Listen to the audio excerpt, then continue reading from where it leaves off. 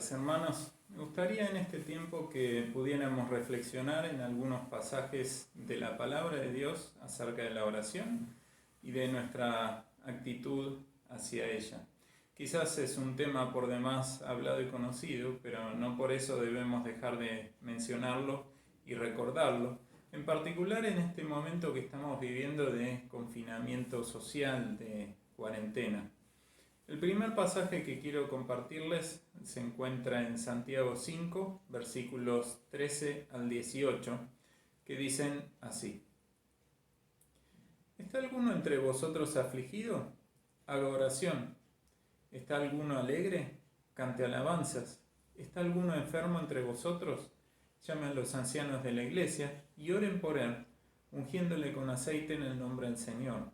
Y la oración de fe salvará al enfermo, y el Señor lo levantará, y si hubiere cometido pecados, le serán perdonados.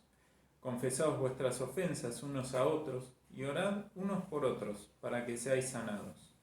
La oración eficaz del justo puede mucho. Elías era un hombre sujeto a pasiones semejantes a las nuestras, y oró fervientemente para que no lloviese. Y no llovió sobre la tierra por 3 años y 6 meses. Y otra vez oró, y el cielo dio lluvia y la tierra produjo su fruto. Podría decir que con la lectura de este pasaje ya podemos concluir, ya que Santiago no deja mucho lugar a dudas. En unas breves líneas resulta concreto, plantea distintas situaciones en las que el creyente debe, y esto quiero remarcarlo, debe acercarse a Dios en oración, exhorta, motiva. Presenta incluso un ejemplo de los profetas para que a los lectores les quede claro que es cierto lo que él plantea y no deja lugar a que uno se excuse que no pueda acercarse a Dios o no, su oración no es tan eficaz por no ser tan santo, por así decirlo, como Elías. Sin embargo, me gustaría profundizar en estos versículos y relacionarlos con otros más para que podamos tener una vez más presente la importancia de acercarnos a Dios en oración. En primer lugar, Santiago no deja lugar a dudas de que la oración es parte fundamental de la vida de aquellos que seguimos a Cristo. Por ejemplo, si retrocedemos un poco en la carta de Santiago, en el versículo 1.5, insta al cristiano a pedirle a Dios sabiduría si es que le falta, y destaca en los versículos siguientes, que esos los vamos a leer ahora, que el que pide debe hacerlo con fe, sin dudar. Dice: pero pida con fe, no dudando nada, porque el que duda es semejante a la onda del mar, que es arrastrada por el viento y echada de una parte a otra. No piense, pues, quien tal haga, que recibirá cosa alguna del Señor. Pensando en este pasaje, es algo fundamental en lo que la oración respecta, acercarnos con fe, creyendo. Tal como Jesús mismo lo había mencionado junto a sus discípulos frente a la higuera, que se nos cuenta en Mateo capítulo 21, que todo lo que pidamos en oración creyendo, lo recibiremos. Esto me da lugar a plantearnos una serie de preguntas, como si estuviéramos evaluándonos. ¿Cómo es nuestro acercamiento a Dios en oración? ¿Acaso oramos creyendo en que Dios hará conforme a nuestra fe? O quizás ya nos hemos acostumbrado a que Dios es soberano y su voluntad es perfecta, cosas que por cierto son verdad, y cuando oramos lo hacemos creyendo de que por más que oremos, Dios va a hacer lo que quiere. Y tomamos la oración, más que como un acto de fe, de acercarse a Dios, como un calmante para nuestra conciencia. Y decimos, bueno, yo oré, Dios quiso otra cosa. Dios quiera que nuestro acercamiento sea realmente con fe para que nuestra oración sea genuina. En segundo lugar, y entrando en el primer pasaje que leímos de Santiago 5, versículos 13 al 18, encontramos el primer consejo práctico de la oración. ¿Estás afligido? Ora a Dios. Presentale tu caso, espera en Él. Este tipo de oración, que también llamamos de petición o de ruego, a veces la vemos como una oración egoísta, ya que es para mí. Ustedes pueden decir que no lo creen así, pero ¿cuántas veces en una reunión de oración oramos por todos los motivos que otros presentan y no oramos por nosotros mismos? En ningún lado dice que no podemos hacerlo, sea por una necesidad o por aflicción, sino todo lo contrario. Quizás sea un falso manto de humildad que nos impide hacerlo, o no nos gusta mostrarnos vulnerables. En palabras de Jesús, pidamos en su nombre, que vamos a recibir, para que nuestro gozo sea completo. Luego Santiago menciona que si alguno está alegre, cante alabanzas. Y en el contexto de la lectura esto no se refiere a la alabanza organizada como conocemos de las reuniones que solíamos tener. Es la alabanza que surge como agradecimiento a nuestro Dios. Es espontánea, sale del corazón y es parte de nuestras oraciones. Muchas veces decimos y enseñamos desde la escuela dominical que orar es hablar con Dios. ¿Acaso cantarle una canción a Dios no sería también una oración? Es parte de nuestra comunicación con Dios. Sea que estemos en lo íntimo, como participando en la congregación, cada vez que cantamos alabanzas a Dios, estamos elevando una oración de agradecimiento. Así como nos recuerdan los pasajes en Efesios 5:19 y Colosenses 3:16, que hablan de cantar y alabar en nuestros corazones. De estos primeros dos acercamientos de la oración, como son la petición y la alabanza o la oración de gratitud, podemos sacar una conclusión a mitad camino. ¿Estás triste? Búscalo a Dios en oración. ¿Estás alegre? ¿Te va bien? Acércate a Dios con gratitud y alabanza.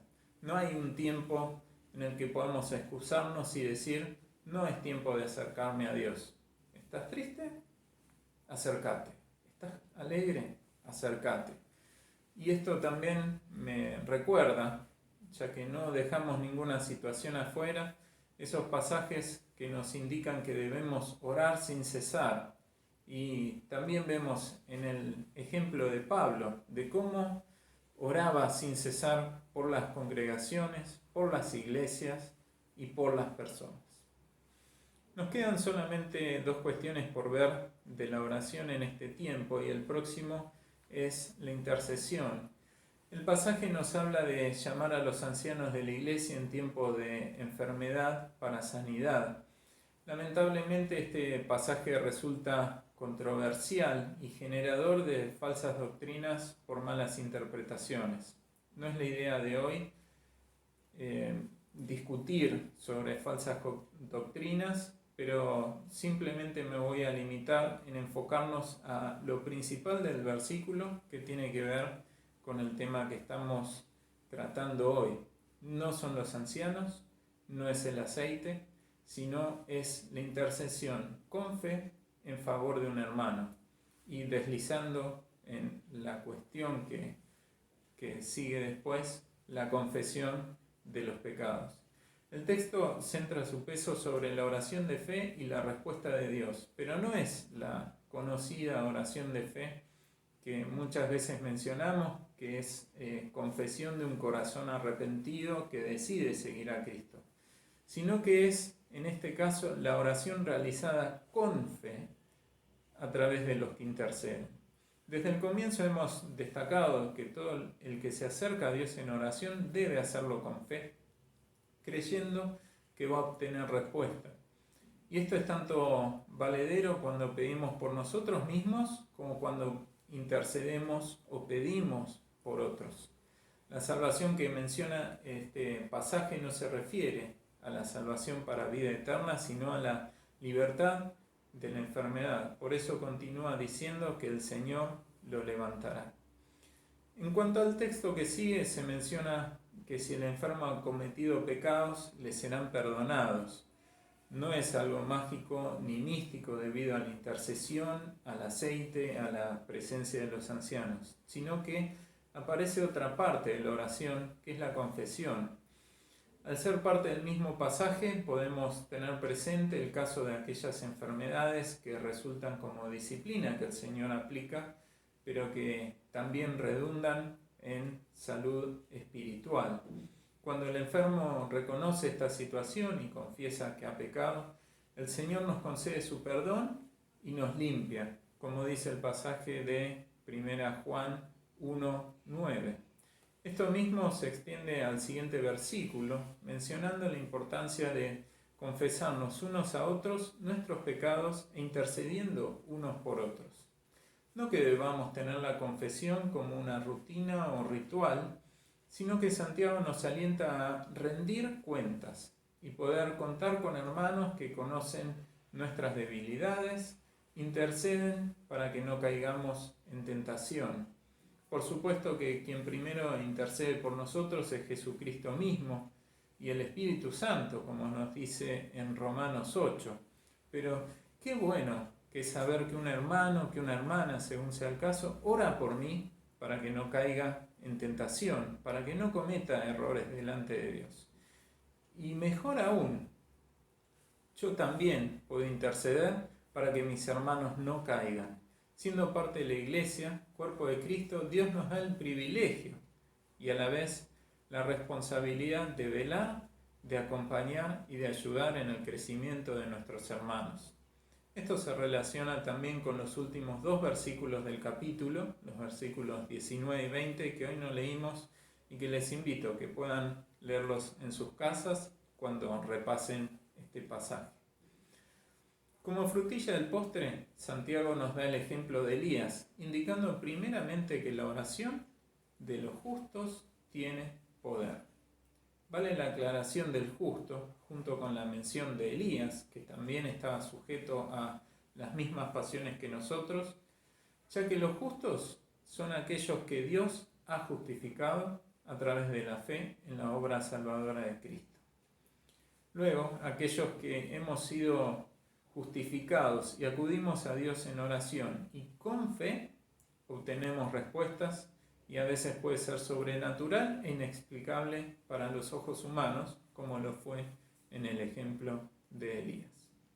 A modo de resumen, en este tiempo hemos meditado en lo principal para acercarnos a Dios en oración, que es la fe, y que sin ella de nada sirve que oremos. Quiero hoy invitarte a que cada vez que te acerques a Dios, que como decíamos, debe ser en todo tiempo, estando alegres, estando tristes, lo puedas hacer verdaderamente con fe, confiando en que el Señor te está escuchando, confiando en que el Señor está recibiendo tu alabanza y está también atento a tus peticiones, porque Él tiene cuidado de vos. Además, podemos recordar que en la oración también podemos confesar nuestros pecados, como decíamos recién al final, y Dios es fiel y es justo para perdonarnos. Y por último, como si fuera poco, nos da el privilegio de a través de la oración, la de intercesión, podamos orar por otros, podamos velar por otros. Hoy más que nunca, estando limitados para acercarnos a otras personas, qué mejor y qué más efectivo que acercarnos en oración. Y a la vez resultamos bendecidos, sabiendo que otros están intercediendo por mí. Este tiempo en que quizás lo pasamos mucho más en nuestras casas, aprovechemos para mejorar nuestra comunicación con Dios, para mejorar nuestro acercamiento en oración y estar en su presencia constantemente. Que Dios te bendiga.